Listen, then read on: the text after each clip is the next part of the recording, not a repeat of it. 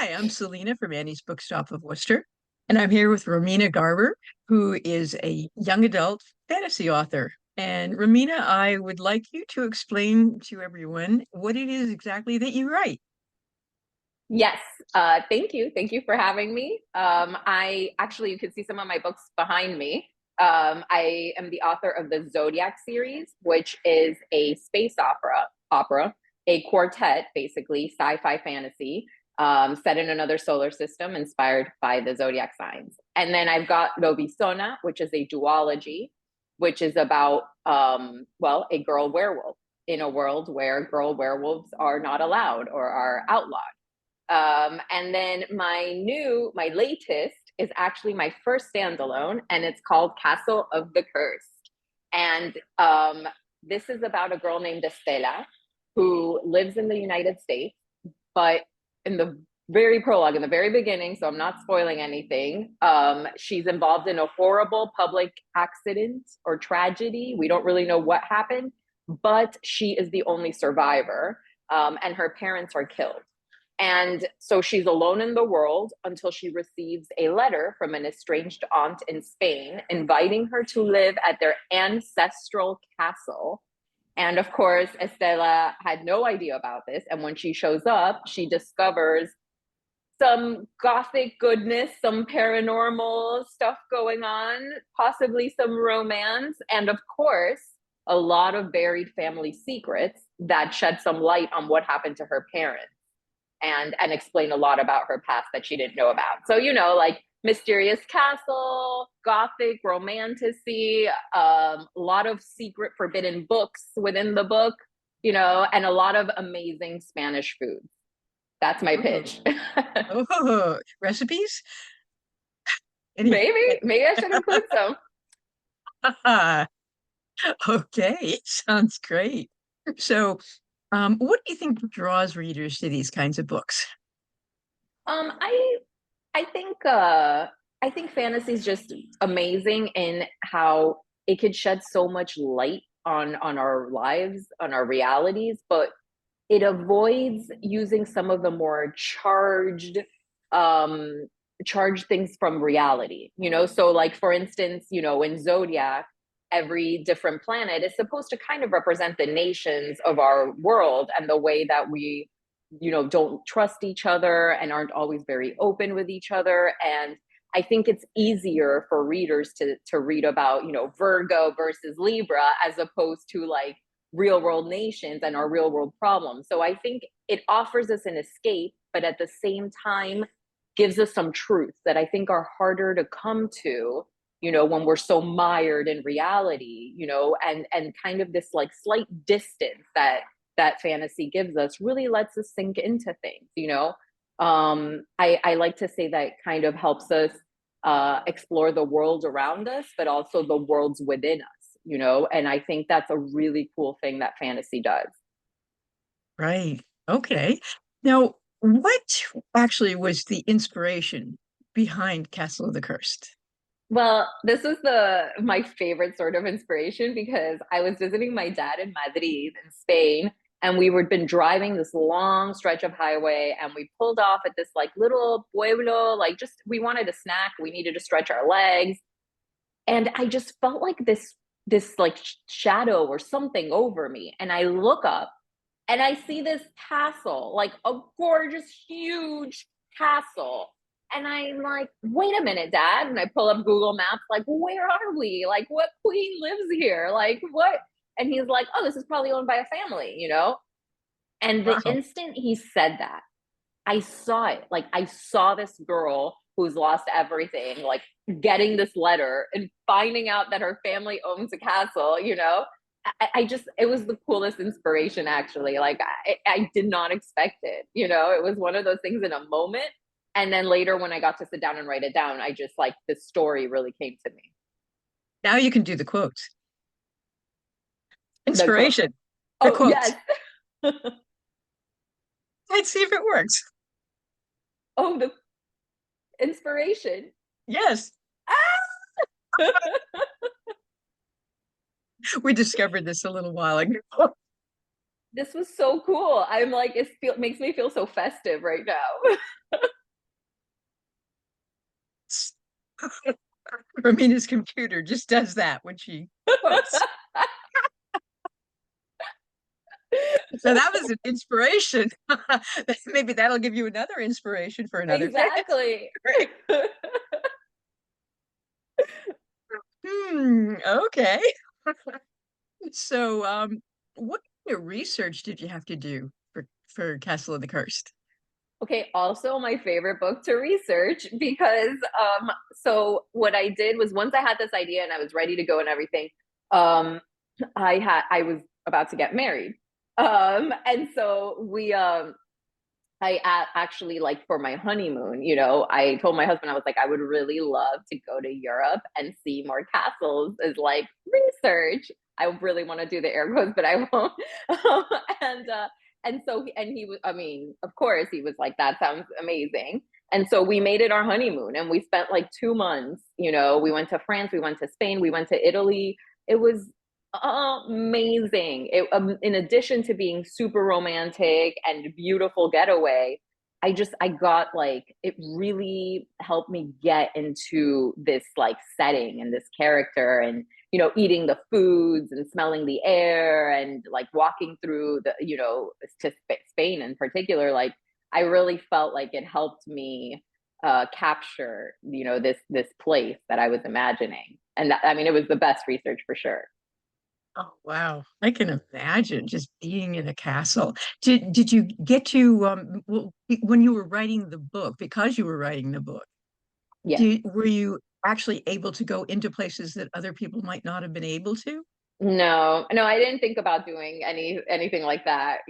I just basically, my dad was like our tour guide, and he just has explored so much. So we just went with him. We're like, okay, what cool and like there's castles that now like have been turned into like, hotels or restaurants and different things. And so we were able to experience them, which was cool. Okay. Right. So what was the biggest challenge that you had in writing and putting out Castle of the Cursed? I think it was hard because it's a very dark book. And I wouldn't, my books tend to tackle big subjects, but they tend to be a little brighter and more hopeful, and like very, like there is like a happiness at the end of it, and that's not to say it's not a happily ever after, because it is a kind of happily ever after, but I think being in the mindset of a character that from the get-go starts out so sad. She's grieving, she's suffering from, survivor's guilt and anxiety and a lot of things. And, and I share some of her, her difficulties or struggles. And I think it was particularly hard, not just being in her headspace, but more pulling out of it. I usually like to write characters in worlds where like that allow me an escape from my reality, and in this case it didn't feel like an escape, and I was going through a particularly difficult time in the writing of it. This is post the blissful honeymoon, just in our family, and so I think like it made it easier to get into her mind frame, but it made it harder to get out. And that was something I had never experienced before with any of my other projects. But I think, it's for the best. It brought me closer to the character. It helped me really understand her better. But yeah, it was a toughie. So when you were writing your characters, um, do you, a lot of times, do you write them based on other people you know, or are they completely made up? No, they're always completely made up. Like I have this this thing where it's like I can't, like the character needs to come from that world. So I have to start with a world. So ultimately, my reasoning for this is, if I base it on a character from this world, then I don't think it's organic or honest to the universe that this other character would have grown in, because we're so influenced by everything around us, from the physical earth to like the politics, the way we're raised, our Mm. household, our spiritual beliefs, everything comes into play into shaping us and forming us. So I really believe like each, character has to really be a product of their upbringing and their environment. So yeah, no basing on anyone. Which character, was there a character that you loved or hated the most? Those are hated the most. There were a few. I don't want to give spoilers because every character in this book is gray, like very, very gray. And Okay. so, I liked that too because it was interesting to be able to write characters that weren't all likable. And I mean, I think that's just more honest. We all have like our good moments and our bad moments, and our good impulses and our bad impulses. And so it was really fun to write that. But yeah, you get frustrated with them as well. And I think kind of like my favorite was actually the castle, because the castle is very much a character.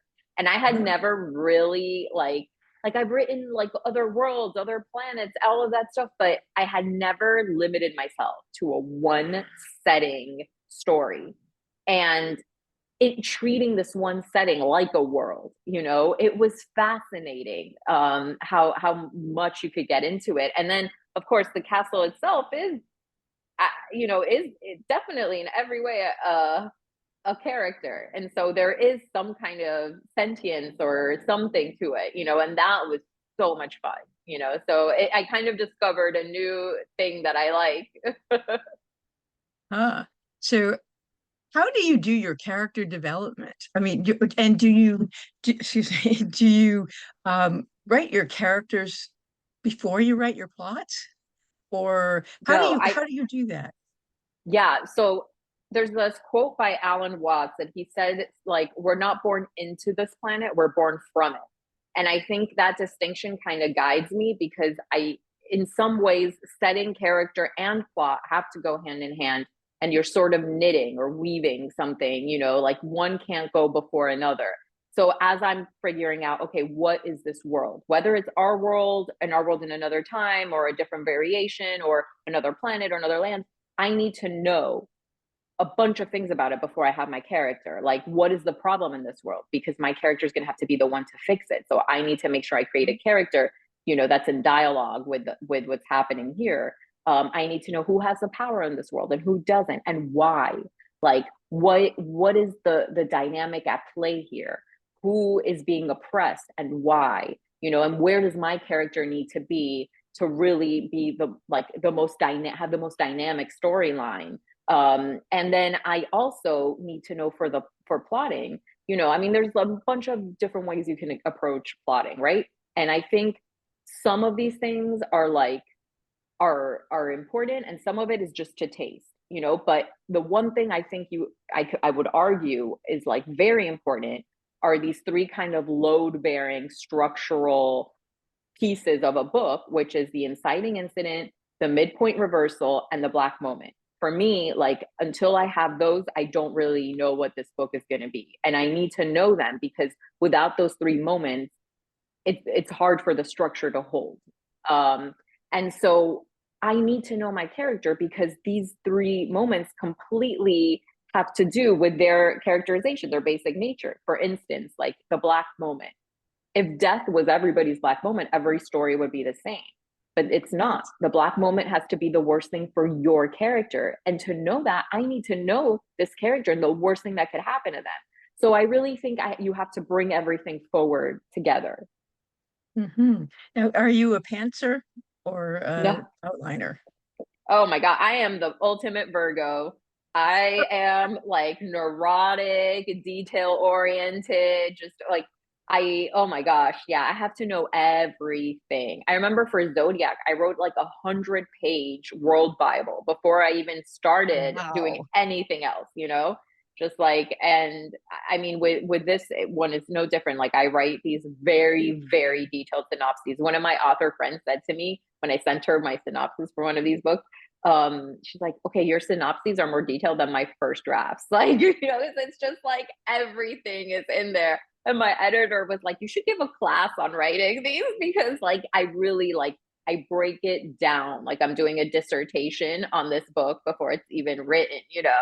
But it helps me. It really does. That doesn't mean I don't suffer writer's block because I do. And even though I know the exact next thing that needs to be written, a lot of times I can get stuck in just the bridge from where I am to that next beat or whatever. So it happens. It doesn't like, it's not a cure all, but it does help me get through. It helps me get through from the beginning to the end. So, Don't you ever feel though that sometimes you want to change what you had in mind? oh, I do. And I do. I always come up with something better. And sometimes I go back into my synopsis and work it because I want to make sure it'll reach, it'll get me to where I want to go before I implement it in the book. Other times it just like it's in the writing that magic happens and it takes off and that synopsis just gets left behind, but that's fine.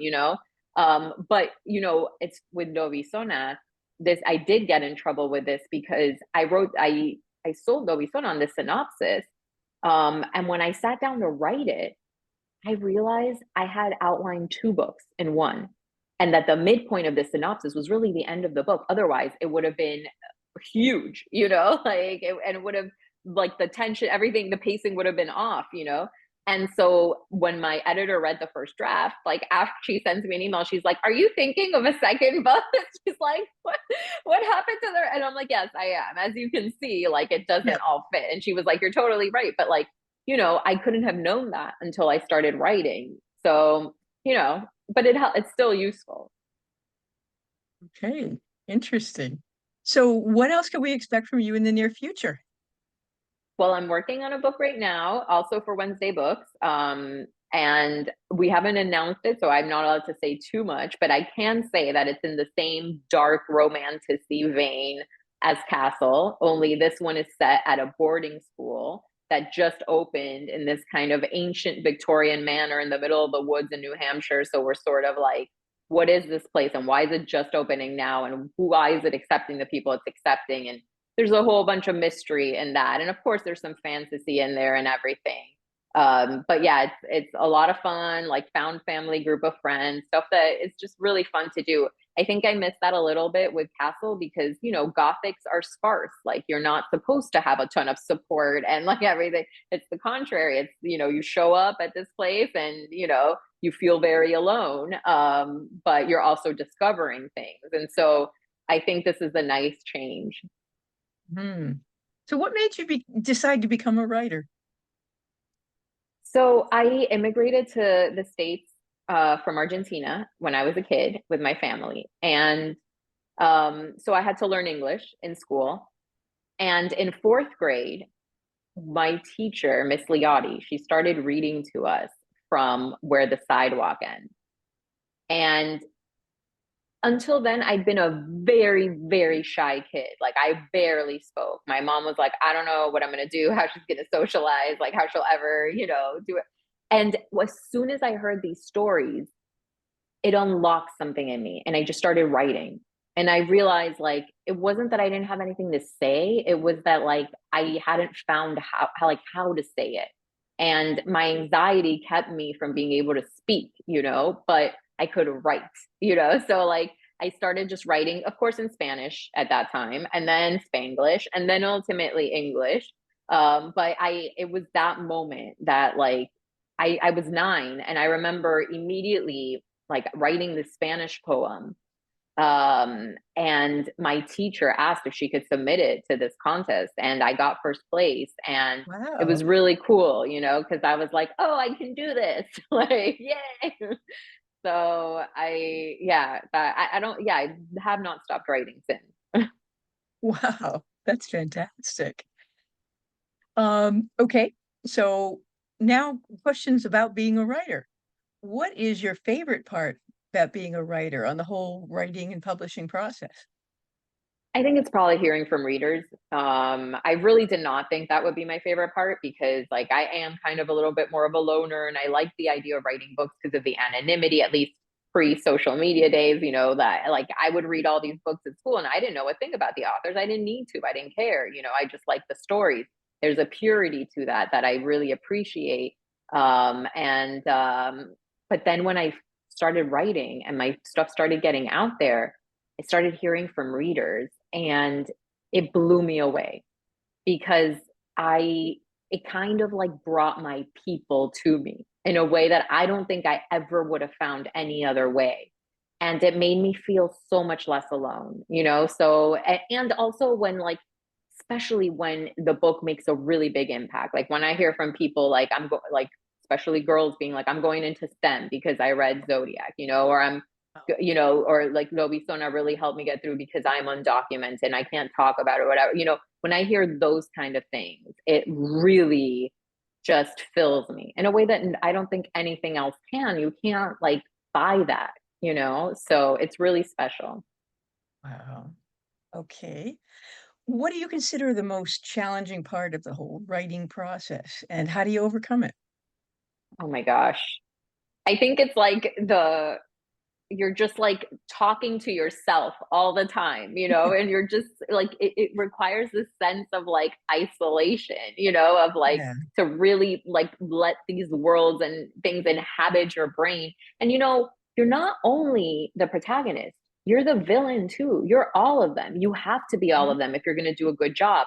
And that's hard. It's hard sometimes to like keep some like really destructive, negative voices in your head as much as the heroic ones, like it's a lot of, and I think it pulls you away from your reality a little bit so that you can fully exist in this other one enough to do it justice. I think that stuff is hard, and I think rejection is hard. I think when you put something out there and you get a bad review, or like, or your editor tells you, give me a different idea or whatever it is, like I think all of that, just because you're published, it doesn't go away, and you still doubt yourself from time to time, so I think because this is such a solitary career and there's not really the path for it.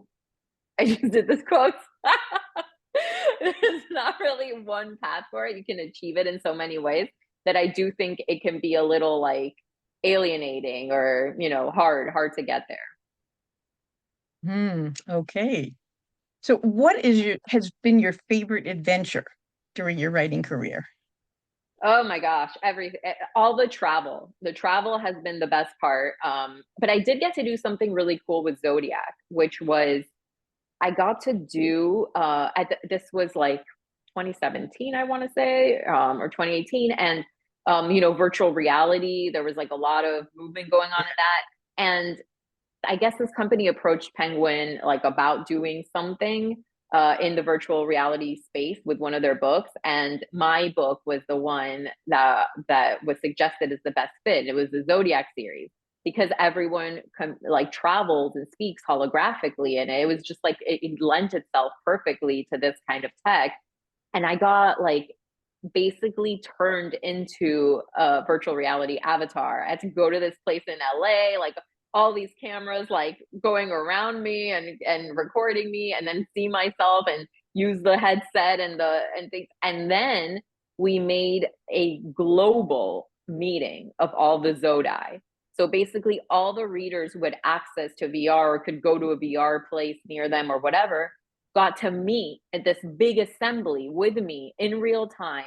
Everyone, like they were around the world, and we were all like occupying the same like virtual space together. And I got to speak to them on this stage.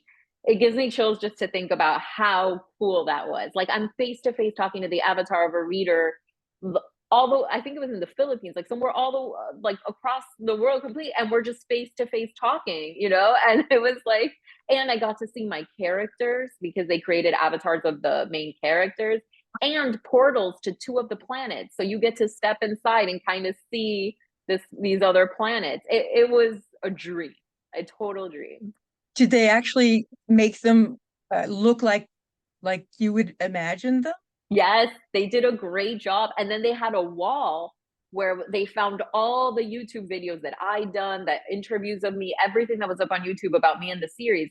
And they just put it all along a wall. So any avatar could walk up to it and click and start viewing one of the videos while in this virtual space. It was wild. It was so cool.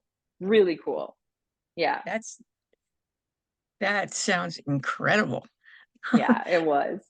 So it only was that at that one particular time, or Yeah, but they recorded, and I know like there's some video of it, and everything, but it's not the same to see it on video after, because being in it was amazing, and being able to coordinate that, was wild. because in some parts of the world it was like very late, but it was cool. I mean, I imagine, as new technologies emerge, these things will become more common and there'll be even cooler ways. But doing it and doing it then before there was really any of this felt super special.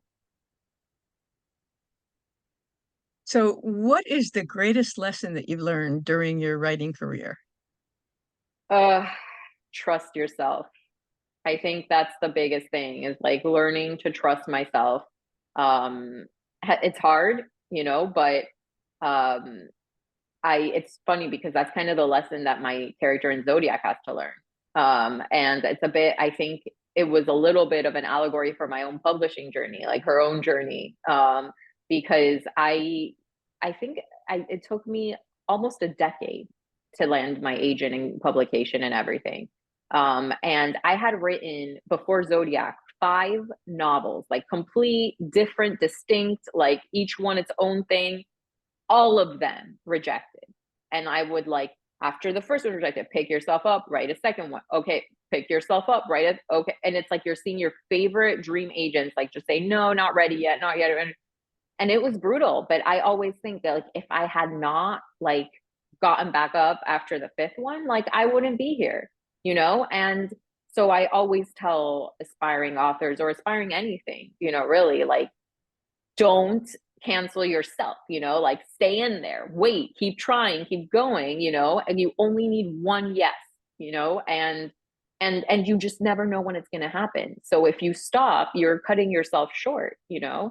So anyway, yeah, I think that was the hardest, biggest lesson. Did you ever take any of those stories and redo them and try to sell Funny those? enough, that you say that because Novisona was based on one of them. Because Novisona is based on this law, and it's a real law. You can Google it, you can look it up in Argentina that says that the president of Argentina becomes godparent to the seventh consecutive son or daughter in a family. And Wow. the state covers all of their educational expenses. And when I learned that as a teen, I thought it was a joke. I'm like, okay, like, what is this? No, no, it's real. And if you look up the history of this, it was brought over in the early 1900s by like some Eastern European diplomats that had been visiting and that they did it in their country. And so they asked the president of Argentina at the time if he would, become the godparent to their they had just had a seventh child. But if you look even deeper, you'll find the legend of the werewolf and this idea that the seventh son or seventh daughter would be this like otherworldly creature. And so I'm fascinated. I was like always fascinated by this idea of how mythology concretized into law, like, whoa, how did we get here? And still today, in this year. So I always knew I wanted to write about that. And so one of my books was about that law. It was very different from Novi Sona, but it was based on that mythology and that law. So of course, I always knew I would come back to it. And so then, but Novi Sona is obviously far more political than that one ever was because I wrote in 2017 and we know what was happening in our country at that time. And, I had a real message to send out at that point. So I think it was for the best that it didn't go out when it did, because there was a Yeah. better moment for it. So yeah, Yeah, sometimes that happens, doesn't it? yeah, yes, yes, for sure. And actually, the book I'm writing right now is a little bit like one of my other ones that didn't go back then. I mean, not like it's much more different than Novi Son is from the other one, but I like to call these books their ancestors. Like, so these are the ancestors of my publication. Oh, wow. Okay. So, do you have any other pieces of advice that you'd like to give to other writers? Yeah, I mean, I think what made a big difference for me, what turned the tide of rejection, was a critique group. So I Mhm. ended up, this was, I'm not even going to tell you the year because I don't want to age myself. But I posted it on Craigslist. I just put, hey, everybody, like, who wants to come to my apartment? I'm like this little 23-year-old or whatever at the time. And I'm just like, and come and join me for writing and this and that. And I remember like a group of women came out, and one of them was like, "Weren't you worried about a serial killer coming?" And I was like, "Well, I wasn't until you said that. And now I want you all out of here. Like, who are you?"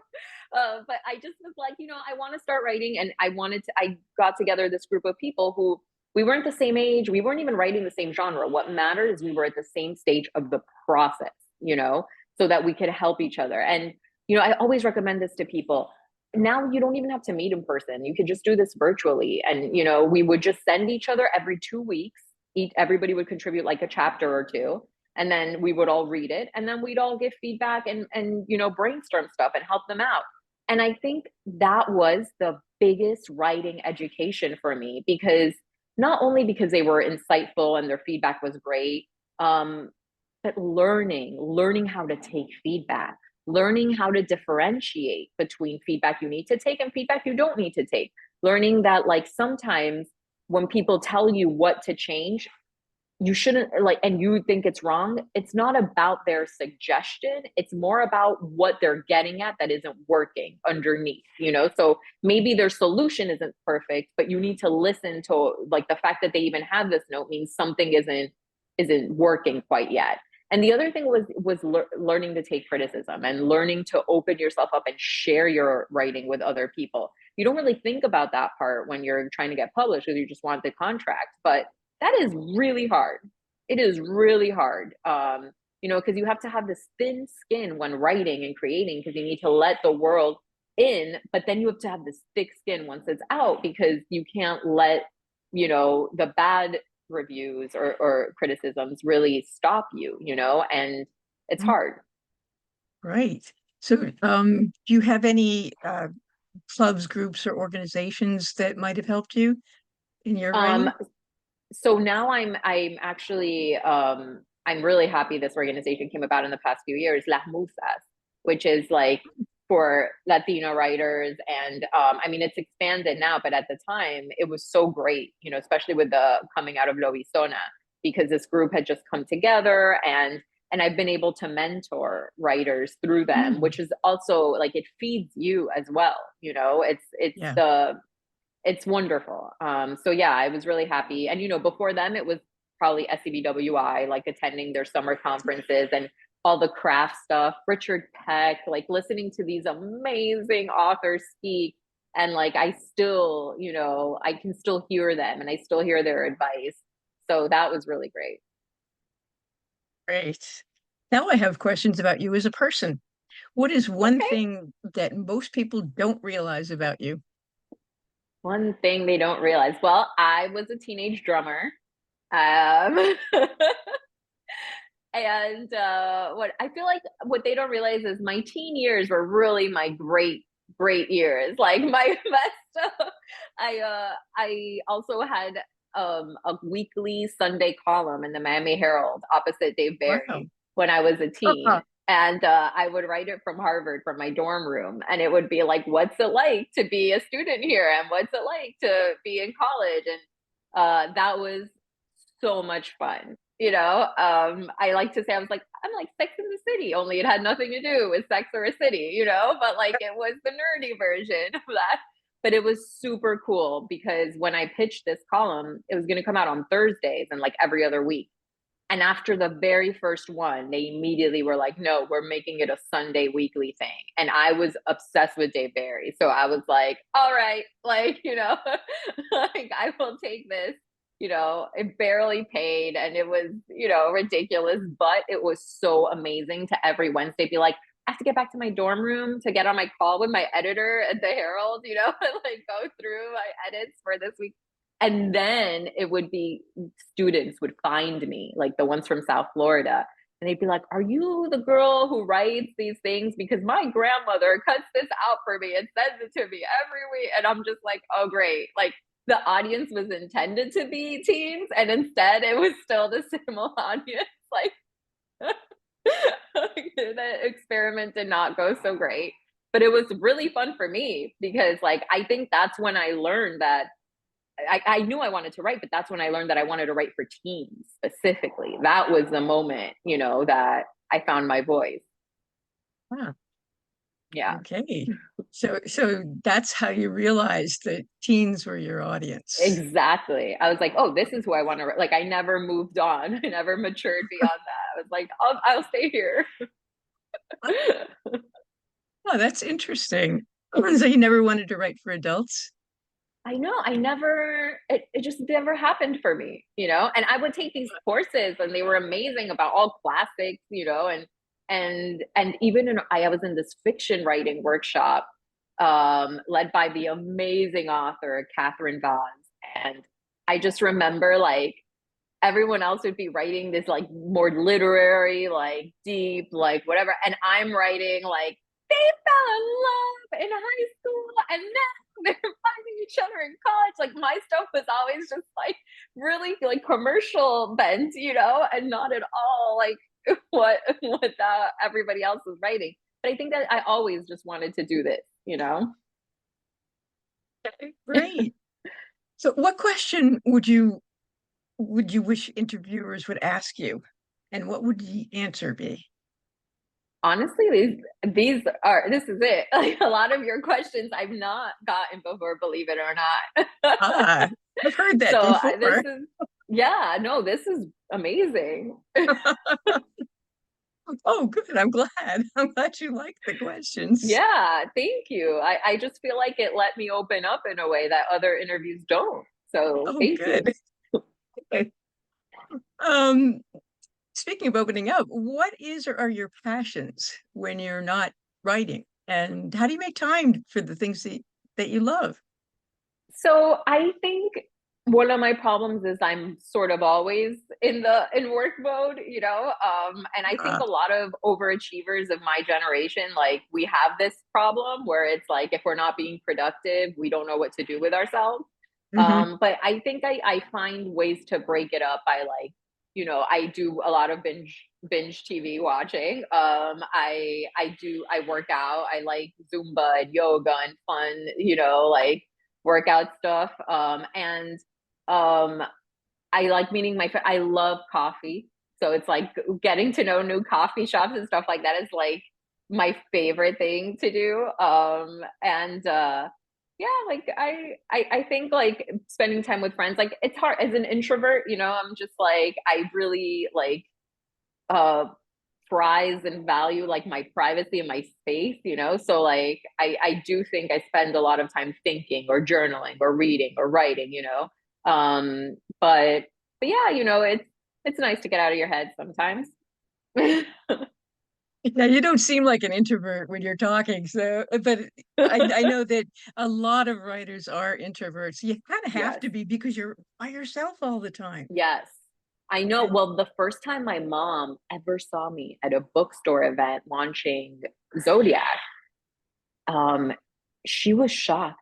She's like, "Who is this? Like, I've never heard you talk so much or be so comfortable." And I was like, "Because it's your passion. Like, I probably couldn't do it if you asked me to give a report on anything else. I probably couldn't stand up there and do it. But when it's something like that, you feel the sense of ownership and passion about. mhm. I don't know. It's sometimes that can unlock you the right way. Yep, makes perfect sense.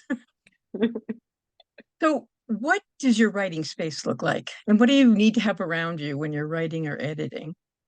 So I can write from anywhere. The big thing is like I do like an iced latte. I just feel like it gets me in I'm like, oh, iced latte, I should write.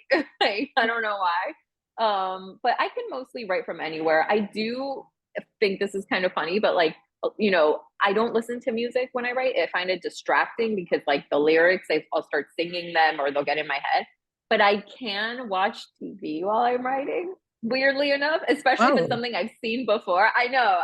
This is my husband will walk in on my sessions and be like, I don't know what's going on here, but I'm overwhelmed just looking. It's like I'll have like my phone up with like my notifications. I have like the TV show going. I'm like writing. I've got a book next to me that I'm consulting, like just totally like out there. But I sometimes need a lot going on to quiet what's going on internally weirdly, because if I'm in like a library and everything's silent, all I hear is that critical voice, or a bunch of other everything else I need to be doing, or just whatever, like the anxiety just like starts to take over because it's like, oh, good, there's my turn now.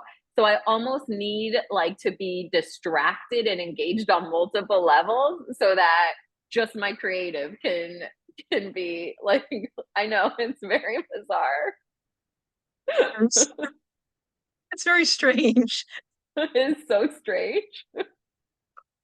So do you listen to music also?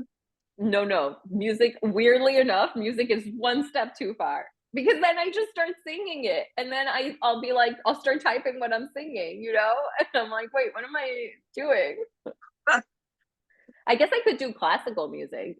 I've never really tried that. Okay. All right. Um, a lot of times authors have furry or feathered or otherwise non-human companions to help them with their work. And do you have any? And do they help or hinder you? I do not have any. I Ah, just have my husband who's. furry or uh feathered or yeah, I mean, non-human? I don't think so. I I just would say I don't know if he hinders or if he help. Like it's hard to say. But other than that, like it's pretty. I think like I just need to be able to sink into my zone. So it's funny, like when he walks out here and just sees me with all this stuff, it's like if he interrupts, the whole thing is broken. But then if he just goes on his way, I can like continue. All right. I just have two more questions for you.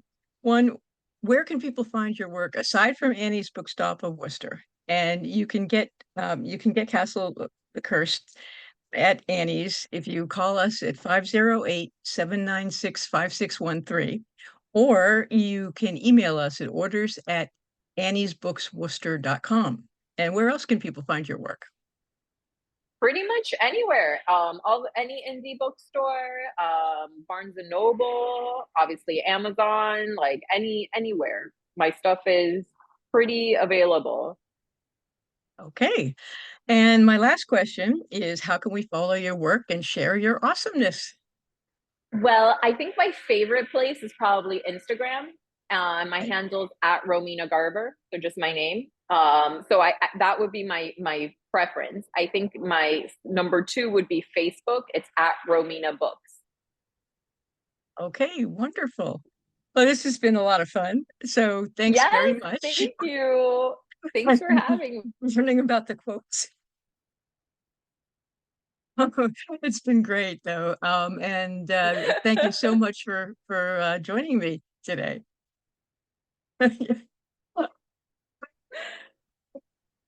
That time it didn't Thank happen. you. I know it didn't do it. Oh well. That's the weirdest thing. I know. Well, maybe next time. I know. But it was still a cool discovery. Yep. Thanks very much, Romina Garber. Thanks, Romina Thank Garber. you. Thanks. Yep. Bye.